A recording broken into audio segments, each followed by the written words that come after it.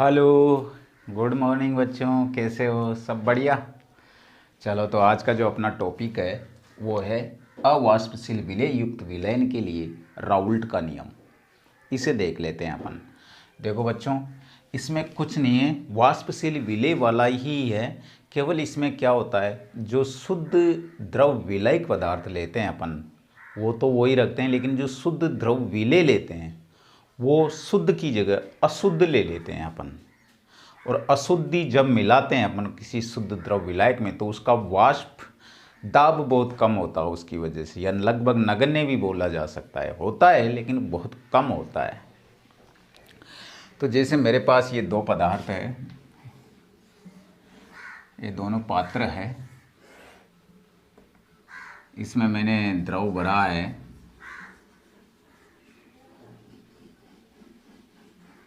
ये द्रव भर रखा है इसके अंदर, और ये द्रव है बेटा शुद्ध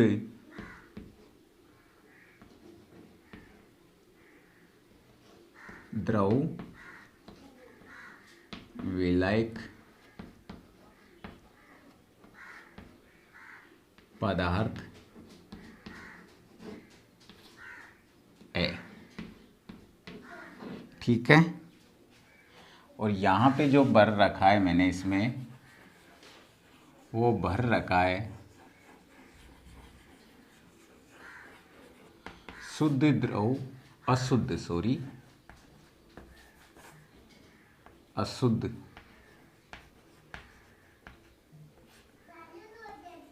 द्रव विलेय पदार्थ। टेम्परेचर वही निश्चित रखा जाता है दोनों का ही।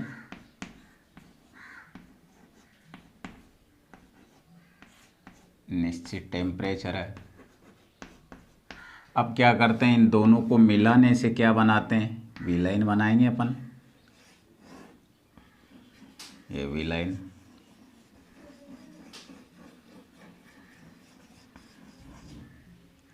अब क्या होगा बेटा, जो इसका दाब उत्पन्न होगा पी ए,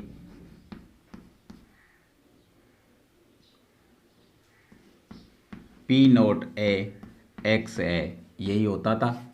और जो इससे उत्पन्न होता था वो होता था पी नोट पी बी बराबर पी नोट बी और एक्स बी। अब इसे मैं बोल सकता हूँ लगभग नगण्य है। नगण्य मानेंगे अपन यहाँ, या जी शून्य मान सकते हैं इसको, या क्या मान सकते हो आप, शून्य मान सकते हो। और ये जो टोटल आया है ये पी टोटल बराबर P A plus P B. अब पी बी को क्या होगा बेटा, ये शून्य मान लिया अपन ने या लगभग नगण्य मान लिया, तो इसका जो विलयन आएगा वो क्या आएगा, जितना इसका है उसका इसका आएगा, जो यानी कि विलायक की मात्रा डिपेंड करेगी केवल। ये रहा अशुद्ध द्रव है इस वजह से। ओके, तो अपन इसको क्या कह सकते हैं, वही बात, हमारे पास शुद्ध द्रव विलायक है एक पात्र में, एक में अशुद्ध द्रव विलायक है।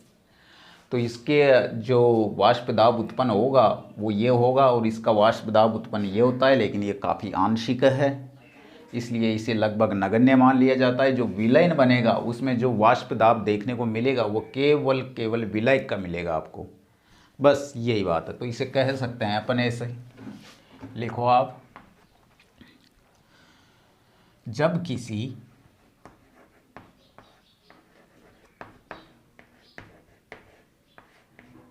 किसी शुद्ध द्रव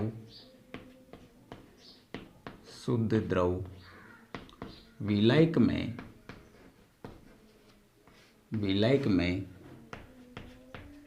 अशुद्ध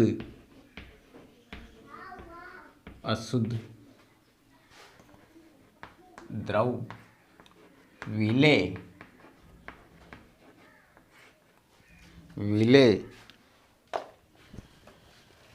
अशुद्ध द्रव विलेय मिलाया जाता है अशुद्ध द्रव विलेय मिलाया जाता है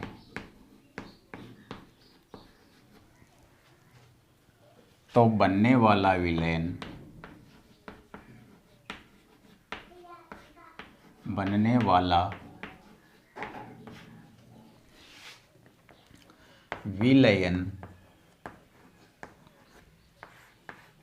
अवाष्पशील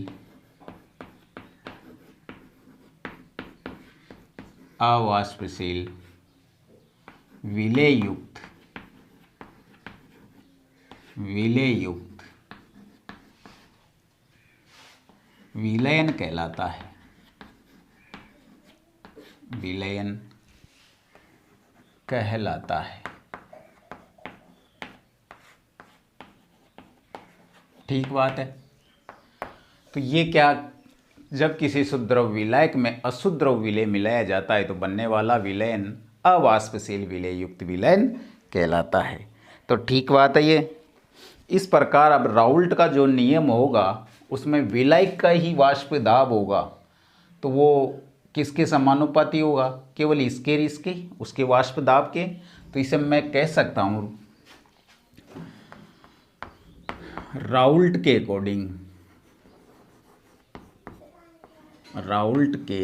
अकॉर्डिंग विलयन का वाष्प दाब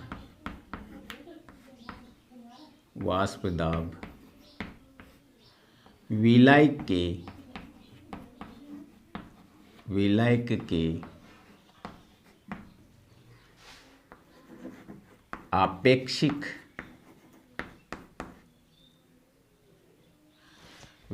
के आपेक्षिक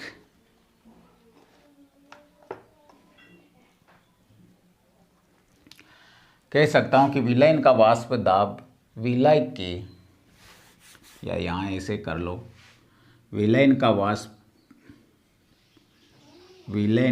आपेक्षिक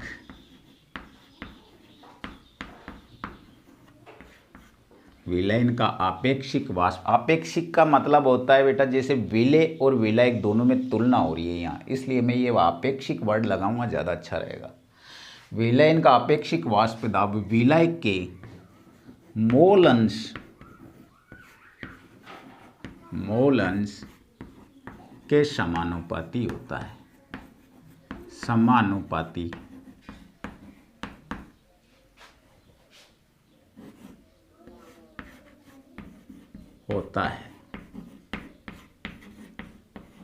ठीक बात है।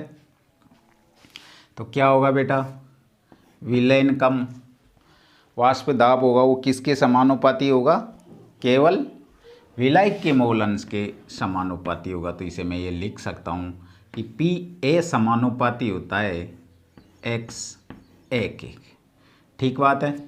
अब यदि मैं इसको हटाऊँगा तो मेरे पास आएगा P बराबर, ये स्थिरांक लाऊंगा मैं यहाँ पे, ये लो, कुछ नहीं है। और हम जानते हैं वी नो दैट कि जो एक्स ए प्लस एक्स बी बराबर होता है 1, और एक्स ए को मैं मान निकालूंगा और इस 1 को इधर लाऊंगा, एक्स बी को इधर ले आऊँगा। ठीक बात है, ये मोल अंश आ गया। अब एक्स ए की जगह ये वैल्यू पुट करनी है अपन को, तो क्या आ जाएगा, P naught A 1 minus x B. ठीक है, मल्टीप्लाई करो आप। पी नोट ए को 1 से गुणा करूँगा तो क्या आ गया, पी नोट ए। फिर पी नोट ए को एक्स बी से गुणा करूँगा तो क्या आ गया, पी नोट ए और एक्स बी। ये वैल्यू अपने पास आ जाती है। अब मैं क्या करता हूँ, जो ये माइनस वाली वैल्यू है इसको आगे ले आता हूँ। पी नोट ए बराबर P naught A x B बराबर पी नोट ए इसको यहीं रहने देते हैं, इसको इधर ले जाते हैं, तो पी ए, ये वैल्यू अपने पास आ गई। अब निकालना किसको है, अपन को एक्स बी का मोल निकालना है। तो एक्स बी को मैं इधर ले लेता हूँ, देखो बेटा इधर ले रहा हूँ मैं, तो एक्स बी की वैल्यू आ जाएगी अपने पास एक्स बी बराबर पी नॉट ए माइनस पी ए बटा पी नॉट ए। ये मान आपका सूत्र आ गया। ये आपका राउल्ट का अवाष्पशील विलेय युक्त विलयन के लिए जो मान आया है, इसको बोल सकते हैं अपन एक्स बी है बेटा, यहाँ पे एक्स बी बराबर जितनी वो अशुद्धि थी वो मान आया है, ये विलेय के मोल, विलेय के मोल। पी नोट ए और पी ए क्या है बेटा, वाष्प दाब में अवनमन, वाष्प दाब में अवाष्पशील विलेय के लिए, विलयन युक्त विलयन के लिए ये आया है। ये अवाष्प दाब में अवनमन, अवनमन, और ये जो पूरी वैल्यू है इसको बोलेंगे अपन P naught A minus P A बटे पी नोट ए। इसे बोलेंगे बेटा वाष्प दाब में आपेक्षिक, आपेक्षिक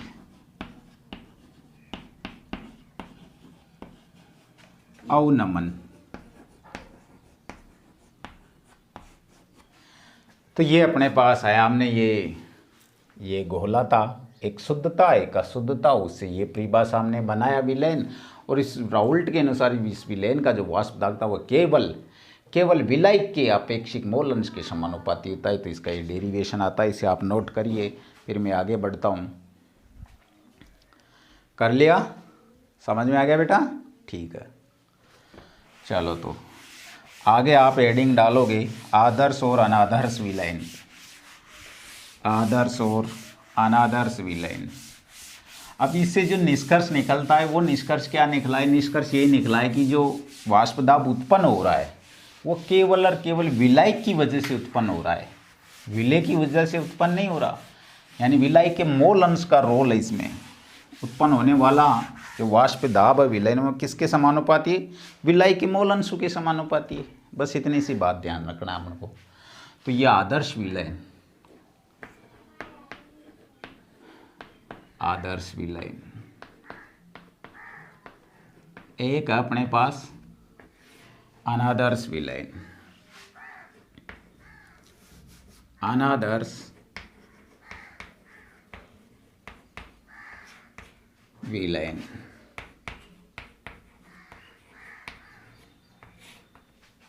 देखो बेटा आदर्श विलयन क्या होगा, आदर्श विलयन देखो वो सारे विलयन, वो सभी विलयन जो राउल्ट के नियम का पालन करेंगे वो आदर्श विलयन होगा, और जो राउल्ट के नियम का पालन नहीं करेगा वो अनादर्श विलयन होगा। इस बात का आप अवश्य ध्यान रखो। ठीक बात, आगे बढ़ूं तो देखो लिखो, आप एक लाइन में लिख लो, वो सभी विलयन, वो सभी विलयन जो प्रत्येक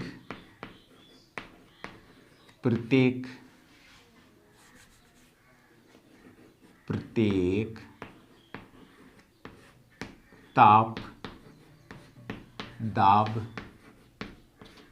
सांद्रता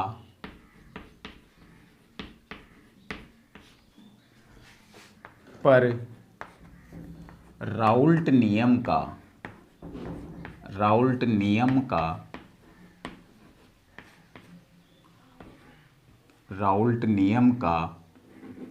पालन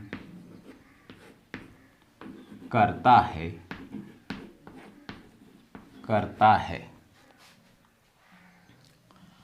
आदर्श विलयन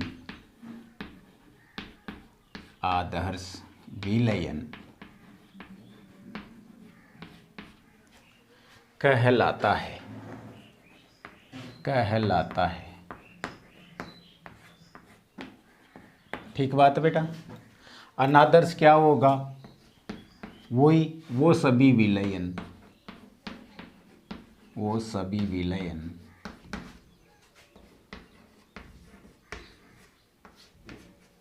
जो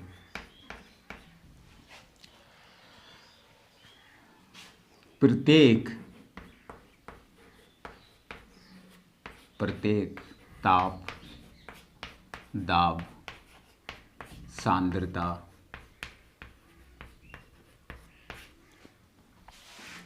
पर राउल्ट के नियम का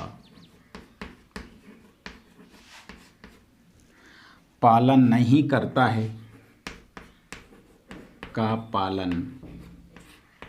करता है, अनादर्श विलयन कहलाता है। अनादर्श विलयन कहलाता है।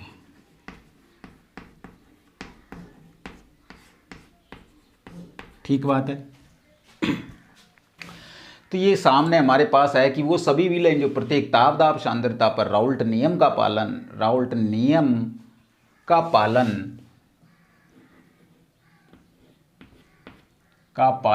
करता है, आदर्श विलयन कहलाता है।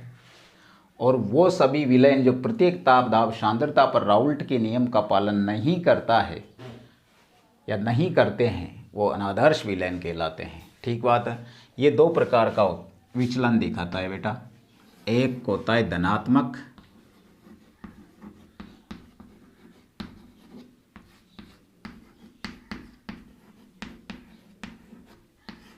और एक होता है अपने पास ऋणात्मक विचलन।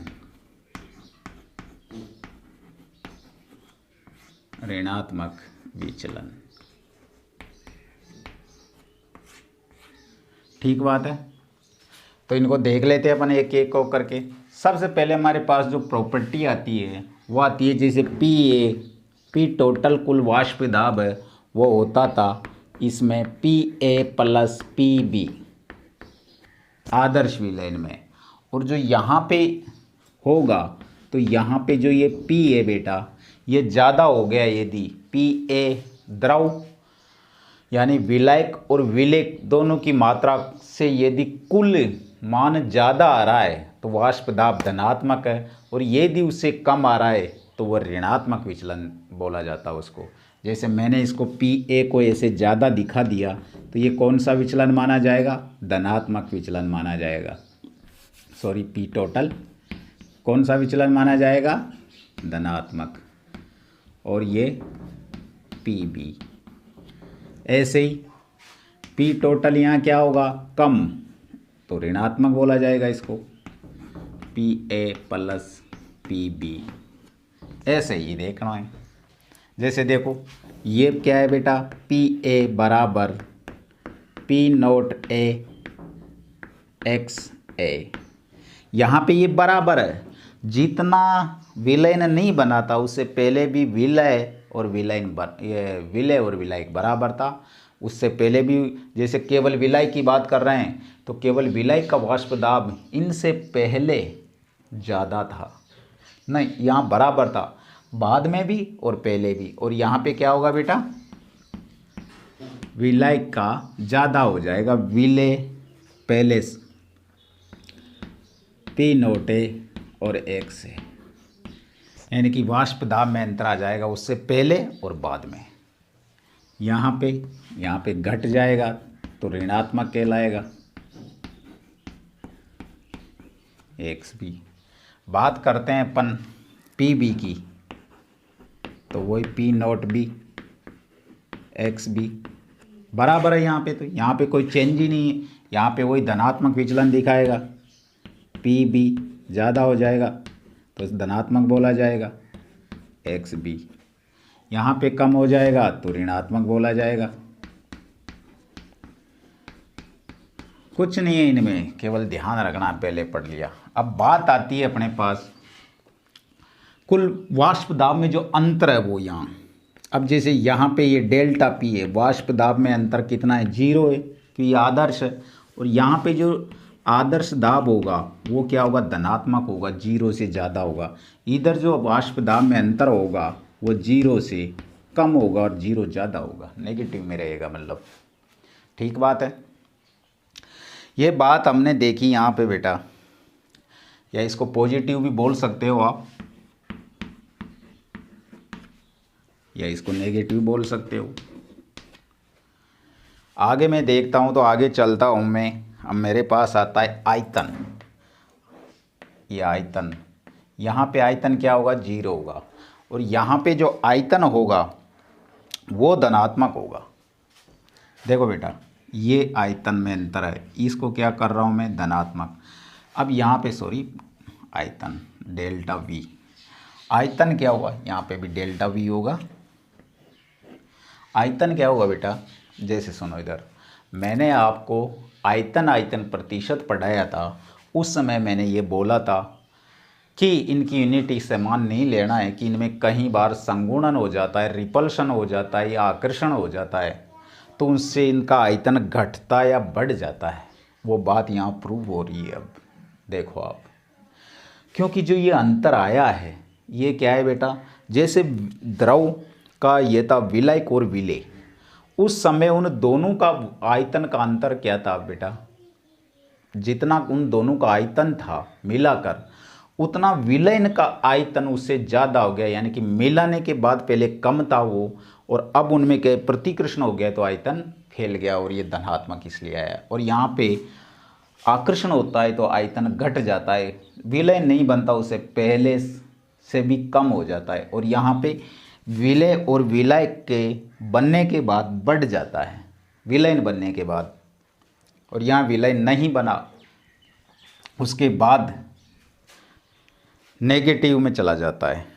एक बात और सुनो, ये अंतर है बेटा आयतन का, तो विलय और विलय का जितना आयतन है उससे ज़्यादा आयतन हो जाता है विलयन बनने के बाद, बस ये बात। तो इसको धनात्मक, और यदि विलयन का आयतन घट जाए विलय और विलय से, तो वो नेगेटिव में माना जाता है।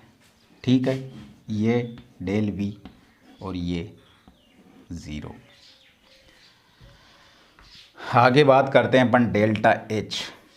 यहाँ डेल्टा एच जो ऊष्मा, ना तो ऊष्मा शोषी है ना ऊष्मा क्षेपी है, क्योंकि डेल्टा एच बराबर 0 है, यहाँ ऊर्जा नहीं लगी मतलब। और यहाँ पे यदि डेल्टा एच ज़्यादा है, यानी कि सॉल्यूशन गर्म हो गया है, सॉल्यूशन गर्म हो गया है, तो उन्होंने जो सॉल्यूशन के अवयवी कण थे उन्होंने ऊर्जा को एब्जॉर्ब किया है, ऊर्जा को एब्जॉर्ब करके वो हीट उत्पन्न कर रहे हैं, हीट को एब्जॉर्ब कर रहे हैं, तो अभिक्रिया कौन सी होगी, ऊष्मा शोषी,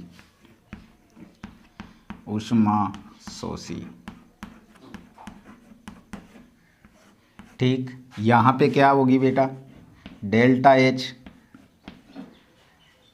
घटेगा पहले से। अब यहाँ बात कर चल रही है केवल सॉल्यूट प्लस सॉल्वेंट, एक साइड है और एक साइड सॉल्यूशन, इन दोनों में तुलना चल रही है, पहले बाद पहले बाद पहले बाद, और कुछ नहीं। यहाँ पे ऊष्मा को उत्सर्जित करेंगे, ये विलयन ठंडा होगा, तो क्या रहेगा, ये ऊष्माक्षेपी, ऊष्माक्षेपी प्रक्रिया होगी। आगे अपन देखते हैं, तो इनमें क्या होता है बेटा, जैसे देखो आप, ए बराबर बी बराबर ए बी, ये क्या लिखा है मैंने, ससंजन बल है बेटा, ये ससंजन बल, तीनों में यही रहेगा। अब देखो, मान लो उस अवयवी में कण है और उसमें जैसे मान लो दोनों घटक मिले हुए हैं, ए और बी, तो जो उनके पहले बॉन्ड बने हुए हैं ए और बी में, जब इन दोनों में अभिक्रिया होगी तो फिर यही बनाएंगे ना। तो इससे पहले भी इसमें जितना ससंजन बल था, जितना इसमें ससंजन बल था, जितना इन दोनों में था, उतना ही बाद वाले बनने वाले विलयन का भी इतना ही ससंजन बल रहेगा, यानी नए बंध बनने का भी प्रोसेस उतना जितना उसका बल लग रहा है उतना इधर नए बनने वालों में रहेगा, लेकिन यहाँ पे उसका उल्टा होगा। जैसे देखो आप ए ओ ए और बी नहीं बना उससे पहले ज़्यादा रहेगा। ये जो नहीं बना उससे पहले ज़्यादा रहेगा, क्योंकि ए बी ये धनात्मक रहेगा बेटा, इसलिए जो पहले वाला था वो ज़्यादा रहेगा। पहले वाला ज़्यादा क्यों रहेगा? क्योंकि जो काइनेटिक ऊर्जा है उनकी बढ़ जाती है। काइनेटिक ऊर्जा बढ़ने से क्या होगा? उनका वेग बढ़ जाएगा। वेग बढ़ने से क्या होगा? वाष्प दाब बढ़ जाएगा। तो इनका ये पॉजिटिव होता है और इसमें इसका उल्टा हो जाएगा। है संसंजन बल ए बी और पुराने बंध टूटकर नए बंध बनने का क्रम क्या होगा? नेगेटिव रहेगा यदि इसको बोला जाएगा तो। ये ए बी इसे नेगेटिव माना जाएगा। अब बात आती है केवल लास्ट की डेल्टा एस। डेल्टा एस किसे कहते हैं? पढ़ के आए हैं आप 11वीं क्लास में, एंट्रोपी। एंट्रोपी का मतलब होता है अव्यवस्था। किसी भी चीज़ में अव्यवस्था। अव्यवस्था से मेरा मतलब है अपन मान लो सिस्टम से बैठे हुए हैं तो वह अव्यवस्था है। एक अपन इधर उधर घूम रहे हैं, यादृच्छिक गति कर रहे हैं तो वह अव्यवस्था भंग हो रही, अव्यवस्था कहलाई। और जो सिस्टम से बैठे हैं वो अव्यवस्था नहीं कहलाई। तो अव्यवस्था का मतलब है मेरा अनडिसिप्लिन होना, और उसे ही एंट्रोपी कहते हैं। किसको?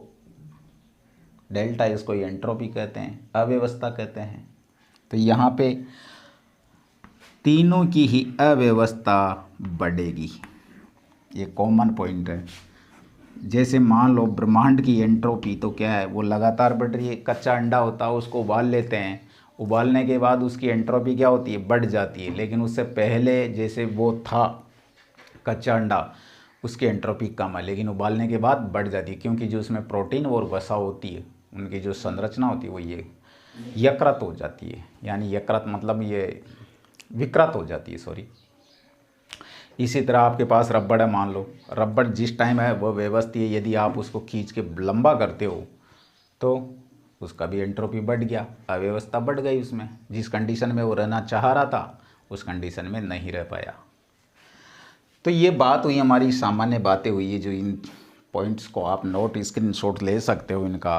फिर मैं आगे बढ़ता हूँ। अब इनमें जो ग्राफ आते हैं वो ग्राफ मैं देख लेता हूँ कि जो आदर्श विलयन होगा उसका ग्राफ अलग आएगा, जो धनात्मक विचलन होगा उसका ग्राफ अलग आएगा, इसका ग्राफ अलग आएगा। तो इन तीनों के ग्राफ भी देख लेते हैं, फिर इनके एग्जाम्पल्स है वो आप नोट करवा देंगे हमको, या बुक से भी नोट कर सकते हो आप उनको। तो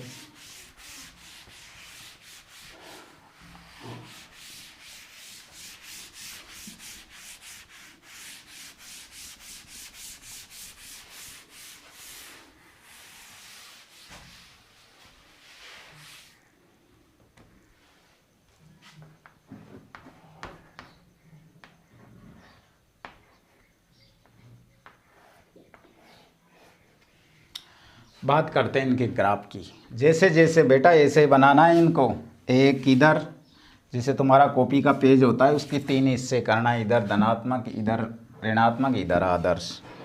ग्राफ पहले हमने खींच रखा है, ऐसी बात नहीं है, लेकिन फिर भी अपन तीनों में ग्राफ देख लेते हैं। इनमें यह आदर्श विलयन का है, ये धनात्मक के लिए है और ये ऋणात्मक के लिए है। ठीक है, इसमें क्या होता है बेटा? वही वाष्प दाब। ये क्या है? वाष्प दाब। और ये क्या है? मोल बिन या मोल अंश। यहाँ ये क्या है? वाष्प दाब। अब बात करते हैं अपन, यहाँ पे एक्स ए ले और यहाँ पे एक्स बी ले लेता हूँ मैं जैसे। तो यहाँ पे जो ये एक्स ए है ये 1 है, और यहाँ पे ये एक्स बी है ये 0 मान लिया मैंने। क्यों माना? कि ये एक्स बी इस किनार पे 0 है और ये एक्स बी से मैं इधर जाऊंगा जैसे जैसे, तो ये एक्स बी बढ़कर कितना हो जाएगा, इधर एक्स बी हो जाएगा बेटा 1। और ये एक्स ए यहाँ 0 है, और ये एक्स ए जैसे इस किनार पे 0 है, तो ये दूसरी किनार की तरफ जाऊंगा मैं, तो ये इधर से इधर जाते आते क्या होगा, एक्स ए 1 हो जाएगा। तो ये बात समझ में आ जानी चाहिए। ये किसको प्रदर्शित कर रहा है, यहाँ विलय को प्रदर्शित कर रहा है। वहाँ आदर्श में ये अपन ने विलय माना था, ध्यान रखना, इससे पहले जो वाष्पशील था उसके लिए इसको विलय माना था, यहाँ पे हमने इसको विलायक मान लिया। उल्टा सीधा मान सकते हो आप किसी को भी, लेकिन कोई बच्चे कन्फ्यूजन ना हो, ये विलय है। अब मैं यहाँ से एक्स बी में ग्राफ खींचता हूँ, तो एक्स बी का जो ग्राफ होता है वो आता है बेटा ये। और जो एक्स, अब ये बढ़कर 0 से क्या हो गया, 1 हो गया। और जो एक्स ए का जो ग्राफ आएगा वो ग्राफ आएगा बेटा, एक्स ए क्या होगा, ग्राफ उसी के अनुसार रखो आप, इसे विलय ही रखो ताकि कन्फ्यूजन ना हो आपको, फिर घूमेंगे नहीं। तो ये विलायक, अब इसको मैंने एक्स जी ए 0 माना है, और इधर आऊँगा तो मैं ये कितना हो गया, 1 हो गया।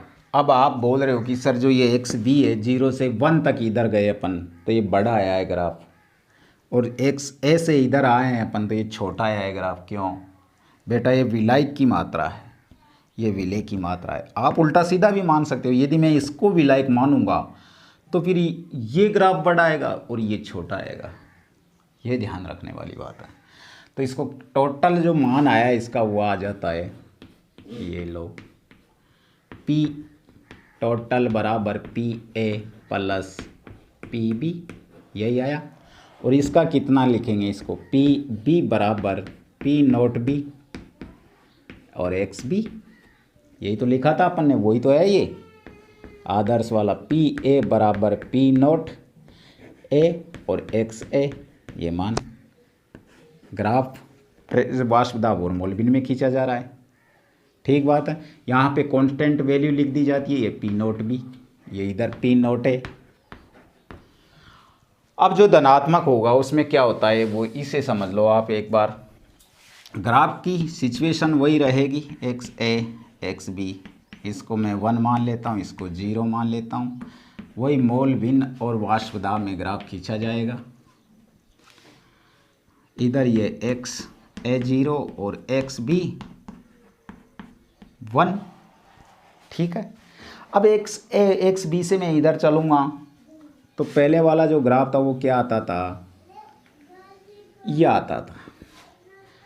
अब ये यहाँ पे धनात्मक विचलन दिखा रहा है। अब धनात्मक विचलन दिखा रहा है तो इसका मतलब ग्राफ ये नहीं आएगा, ग्राफ कैसा आएगा, ऊपर होके आएगा। इससे थोड़ा सा धनात्मक हो गया ना भाई, तो ये क्या आ गया, विचलन होके आ गया। तो ये ग्राफ ऐसे आएगा आदर्श से की अपेक्षा, ऐसा ग्राफ देखने को मिलेगा आपको। ऐसे ही जैसे मान लो ये इसका एक का आया था ग्राफ,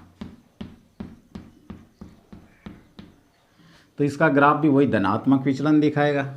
अब सभी में धनात्मक विचलन दिखाएगा। जैसे ये जो अपना टोटल ग्राफ आता था वो क्या, वो भी धनात्मक विचलन दिखाएगा। तो ये ग्राफ ऐसा हो जाता है। ऋणात्मक विचलन में इनसे ये नीचे आ जाता है और कुछ नहीं है बेटा इनमें। ये पी ए कितना ज़्यादा है ऐसे दिखाना अब, पी नोट ए और ये एक्स ए, यहाँ पे पी बी ज़्यादा है तो ये पी नोट बी और एक्स बी। ये टोटल है पी टोटल क्या है, ज़्यादा है, P A plus P B से। तो ये बात काफ़ी इजी है, कुछ नहीं है इनमें। जैसे इधर को देख लो आप, वही एक्स ए, चौक लाता हूँ मैं एक मिनट, वही एक्स ए 1 एक्स बी 0 एक्स ए 0 और एक्स बी 1, ग्राफ मैंने वही डाला। Dash dash dash dash dash dash dash dash dash dash dash dash dash dash. पहले वाला ग्राफ था तो ये ऋणात्मक विचलन को दिखाएगा, अब ऐसे आएगा। ये अपना ए आता था, ये भी ऋणात्मक विचलन दिखाएगा ऐसे। और ये जो कुल था टोटल ये आता था, ये भी ऋणात्मक विचलन दिखाएगा ऐसे। तो यहाँ पे जो अब पी टोटल है वो कम हो गया P A plus P B से, ठीक बात है। और यहाँ पे जो ये आया है पी बी था वो आ जाता है पी नोट ए, सॉरी ये ज़्यादा हो जाता है, और ये ए नहीं बी है यहाँ पे, एक्स बी ऐसे आ जाता है। और ये होता है जो ये आ जाता है बेटा पी ए पी नोट ए और एक्स ए, और ये एक्स और ये पी, इन्हीं में तो ग्राफ खींचा है अपन ने। तो आपने देखा ये जो सामने आया है ये ग्राफ, वो इसमें कुछ नहीं है, ये ग्राफ ध्यान में रखने हैं आपको। इनके एग्जाम्पल है, एग्जाम्पल लिख लो चलो, इसके भी एग्जाम्पल है, यहाँ से क्वेश्चन आता है, इम्पोर्टेंट है बेटा ये एग्जाम्पल। एग्जाम्पल क्या करोगे आप, किताब से भी लिख सकते हो एग्जाम्पल, ऐसी बात नहीं है।